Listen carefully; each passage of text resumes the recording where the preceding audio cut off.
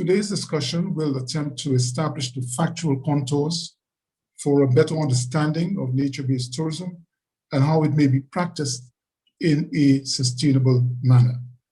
Let's look first of all at the definition of sustainable tourism, a tourism that takes into full account of its current and future economic, social, and environmental impacts. So we have the three pillars, environment, social, and economic. Moving beyond COVID-19, we have an opportunity to transform tourism, a more resilient, inclusive, and sustainable tourism. We need to walk the sustainability talk. Policymakers must set the agenda for the new tourism model. We need to set a framework for tourism development, implement those plans. It's not good enough to prepare those plans and have those plans sitting on a shelf. We need the shared responsibility of all stakeholders in the implementation.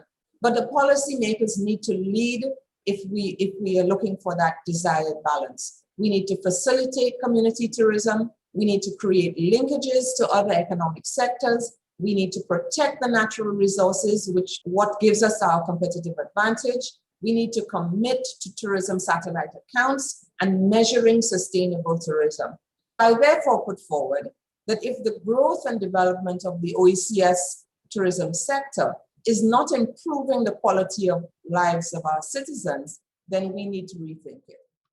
The Caribbean is probably the most tourism-dependent region in the world, and St. Lucia in particular is actually among the top 6 countries in the Caribbean where tourism supports more than 25% of the economy. Tourism can be a force for good in our world, playing a part in protecting our planet and its biodiversity and celebrating what makes us human, from discovering new places and cultures to connecting with new people and experiences. But how do we now make that vision a reality? And I think this is the challenge. What we have been missing for many years is good tourism satellite accounting to really highlight how tourism activity trickles down into other economic sectors. Tourism is very dependent on having a very healthy marine and coastal environment. And there has to be a very strong public-private sector collaboration to really ensure that we can save our environment, strengthen it, preserve it,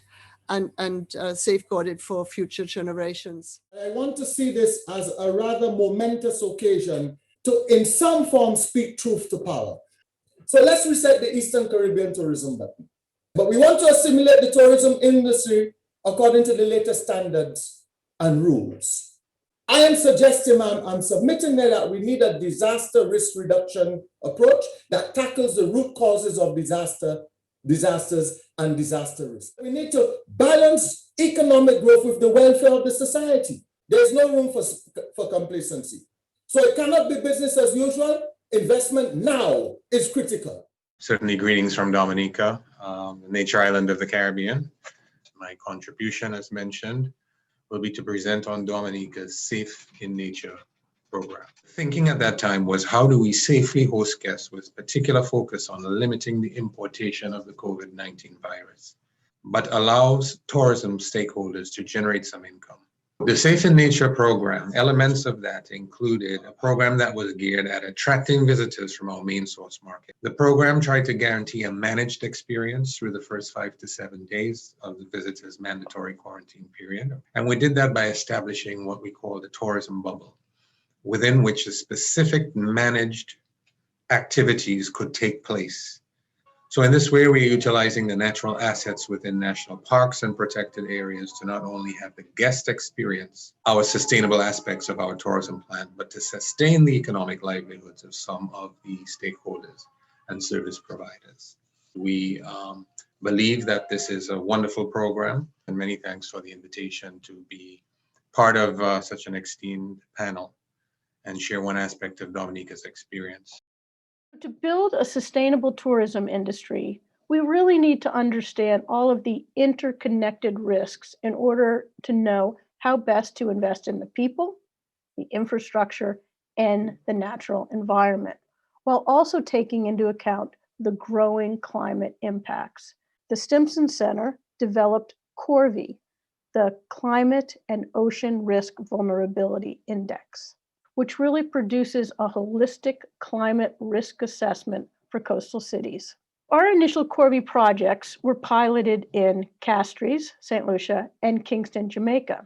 I'm going to talk a little bit today about some of the results we found in Castries. Based on these findings, we made several recommendations, including the need to promote economic diversification, such as light manufacturing, agricultural crops, finance, and even new tourism opportunities away from the coast. We recommended ensuring new tourism projects and ensuring that the waste they generate do not damage St. Lucia's ecosystems. We also suggested build resilience across key infrastructure, such as energy facilities, increase renewable energy, improve the roads, and the cruise ship terminal, which are both vulnerable to sea level rise and coastal erosion and flooding. And this type of information can really help governments prioritize adaptation actions and gain access to investment needed to build resilience in coastal cities. Major problem we face, though, is how are we going to finance these strategies? Our countries in the Eastern Caribbean are all, say, small island development states which share similar sustainable development difficulties. What was already an inadequate fiscal space for exogenous shocks has now become a glaring gap. But we need to allow private sector hospitality companies to access some of these new and additional revenue streams and grants so that the companies can refinance debt and pandemic losses and make the investments in alternative energy and rehabilitation and restoration of nature areas to protect the vital ecosystems. We need to develop private and public partnerships because it's the only way we're really going to be able to access some of these funds is if we're working together. If we are to make and continue the investments we need to strengthen and ensure sustainability in all sectors, not just tourism, we'd have to vigorously pursue all of the options that are realistically available to develop and finance our strategies.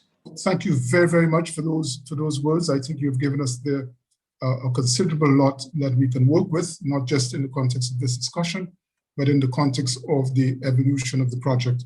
And my thanks to all of you, including those that have joined us via YouTube and the internet.